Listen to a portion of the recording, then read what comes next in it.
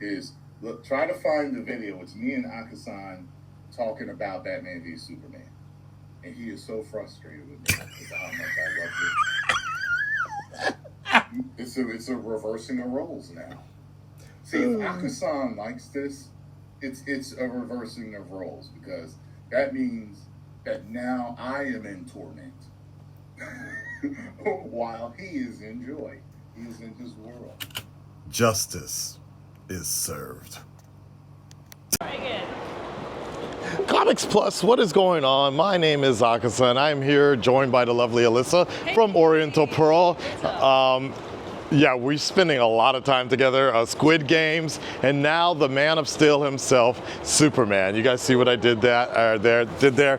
She wants to check out a new movie, and what better way to start than the reboot, James Gunn's DC Universe reboot.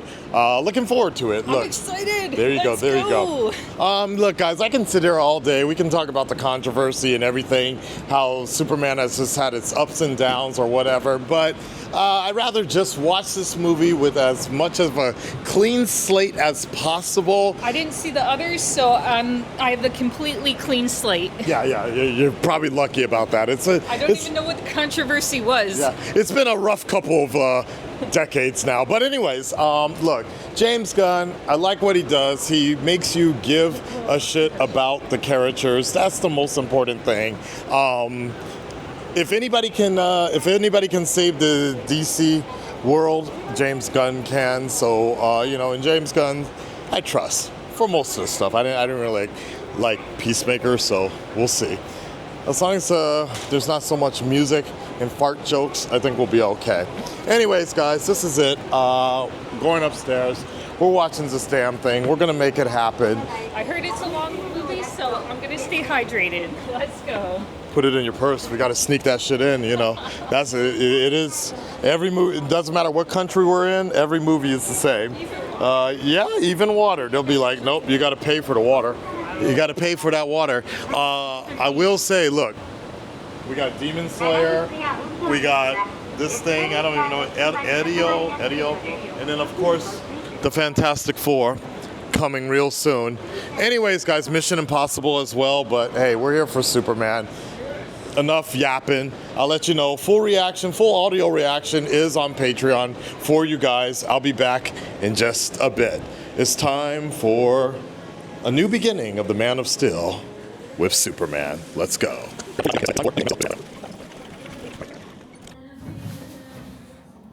All right, guys. I'm just leaving the theater right now. Holy shit. Look, maybe 4 words, 5 words. Simply put, James Gunn is a genius. I think that's 4 words. 5 words. It's crazy, dude. I'm kind of in shock that the Superman movie has been done so many times, yet there's always somebody is able to bring kind of a fresh take, a relatable take. That's crazy. That's my first thoughts right now. That's my main thoughts right now. Some things I don't really like. It doesn't exactly vibe with me. There are some scenes that don't vibe with me or whatever, but it's not exactly just for me, It's for everybody. Superman's for everybody, but there's some scenes that I really like. So I think that's kind of like it's a happy medium. Like it doesn't have to be super edgy shit, edgelord type of stuff each time. That's some cool stuff like flaming eyes and all that, but that's only one piece of what Superman is for so many people, right? It's very interesting. That's my take on it right now. That's my initial thought. It has this very vintage sort of look to it at the same time, which that's definitely a choice, directing to a cinematography sort of cinematographer choice. That's definitely a thought. Let me think about it. We got like a 30-minute ride home. Let me think about it, and I'll do a final review when I get home later. All right. You know what? I said, fuck it. There's a good lighting in here. We got 10 minutes. About 10 minutes. Let me give you my post review here while I'm still thinking about it. While things are still hot. It's all good, man. She made it home. Oriental Pearl. She made it home. So there you go. That's that. Let's get into it. She had to leave right before the end. So non-spoilers, let's just go non-spoilers. It's a good movie. It's a good movie. It's a good story. There's more story in the first 10 minutes. There's more setup, world building, everything than there was almost in the entire DCEU. Like, it's like you just didn't care. Like, I think that was the first thing. First and foremost, they did a really good job of, like, I'm actually very impressed in how they were able to include so many elements that DC fans are familiar with, but it doesn't feel like overbearing. Like, I know some people say it's kind of like CW-ish. It's gonna feel kind of CW-ish. There's a lot of stuff going on, and it definitely doesn't look as expensive as some of the previous movies. It doesn't look like it had like a huge budget, but then again, I think that was also just kind of a directing choice. Like, they were just like, all right, we're just gonna go, we're gonna make it look like the older kind of Donner films. I don't know, there's kind of like, there's like this relatable nostalgia, I guess, that they kept going for, which, you know, that's definitely a choice. We'll see if this plays off in the long run. I mean, I guess at the end of the day, look, reboots are very popular. Remakes are really popular, so I guess that's kind of what they're banking on, that the nostalgia is going to bring people in a lot. Like, there's a lot of nods to the Richard Donner films, the Christopher Reeves films. It opens that way with just the Fortress of Solitude, where it feels kind of nostalgic, but at the same time, for people that have never seen a Superman movie, I think that works well. There's no origin story.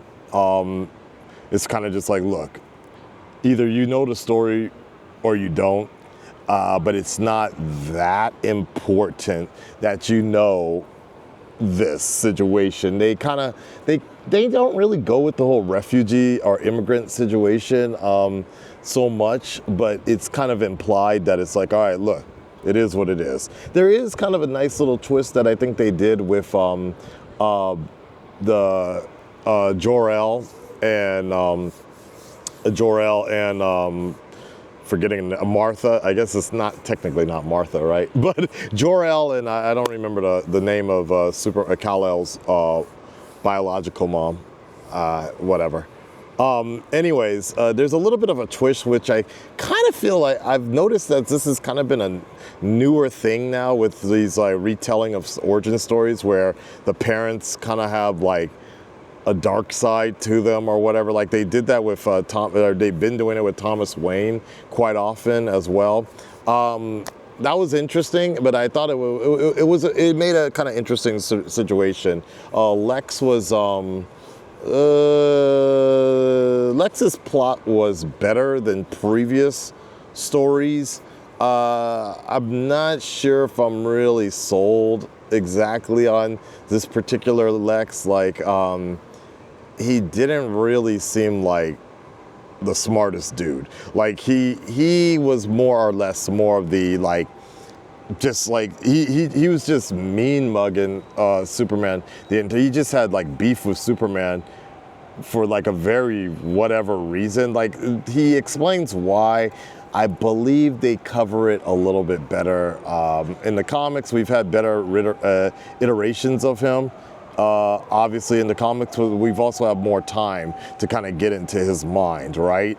I think this Lex is probably one of the better, less campy Lexes, and I'm talking about in live action. I'm talking about just movie Lexes. Like, you know, obviously Smallville, that's like almost the definitive Lex.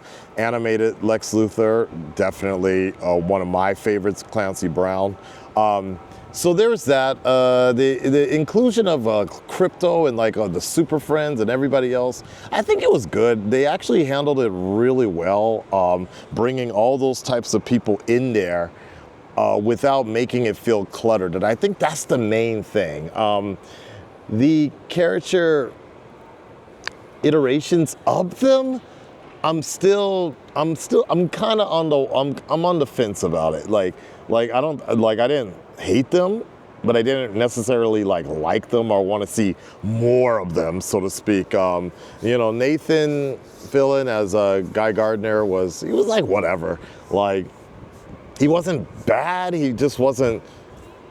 I don't know. Like it wasn't really like the dude. Like he wasn't the guy I was kind of thinking. Right. Like, he was like whatever for me. Like that was a little disappointing in some sense because I guess let me put it this way, like the Guardians, I don't know.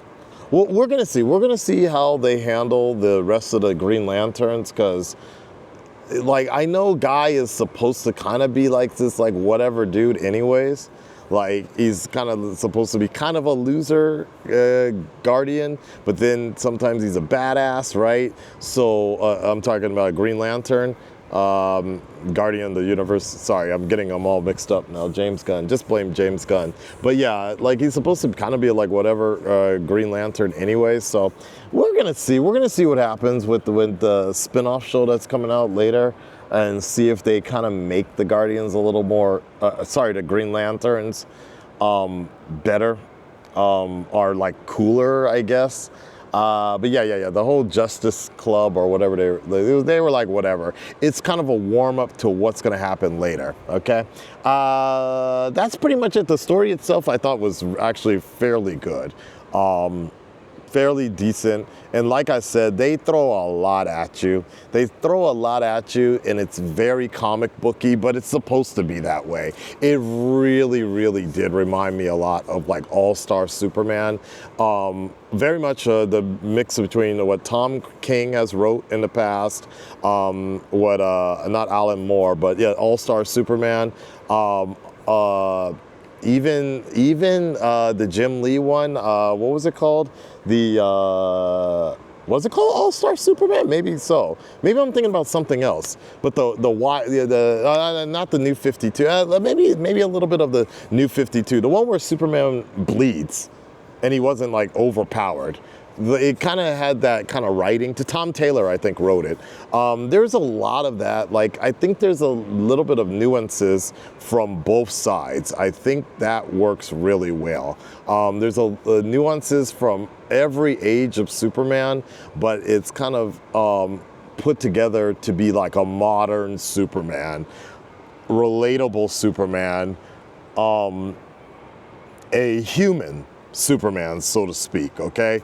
I really feel like they tapped into a lot of his human side, and I think that's what they were kind of going for, to make it more relatable. Some people are not gonna like that. There's a certain out there that it's the complete opposite of what Man of Steel was kind of going for. In some sense, I feel like where Zack Snyder really stylized in showing things,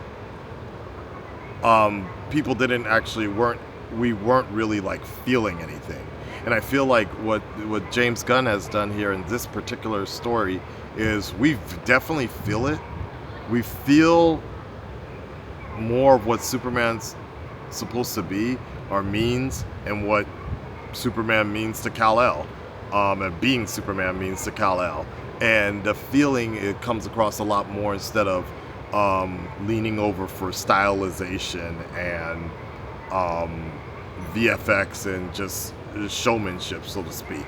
There's definitely a stronger story, a better story, a more heartfelt story of telling the character of Superman and the people around him. So I think that's, without actually overdoing it, which I might add, which is very interesting. There is, toward the end, there are some things that are like, there's a little speech at the end where I'm just like, ugh. Like, some stuff really sounds like some bad, like, comic book dialogue, but I guess, you know what, I'll forgive it at the end, third act sort of stuff.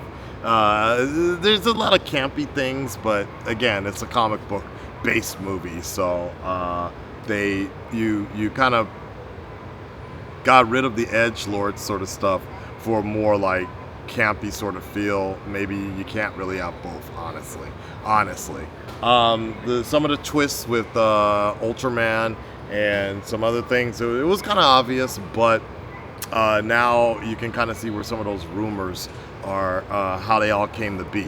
Finally, let's go into spoiler chat right now. Spoilers. Let's go. Hey, buddy. Eyes up here. All right, here we go, guys. Let me do really at the end. Spoilers. Okay, so pretty much Ultraman being what I believe is eventually going to be Bizarro, but Ultraman. Now I see where the whole rumors about Henry Cavill being Ultraman started swirling around, because the David Cornswith, he with long hair, he really does look like Henry Cavill, which is kind of interesting, actually. That was kind of interesting. Him being Ultraman, and then that's what a clone. I'm assuming he, with Ultraman going into a black hole, he's gonna come out all dumb or whatever, all really weird or all backwards, right? And he's gonna become the new Bizarro, basically.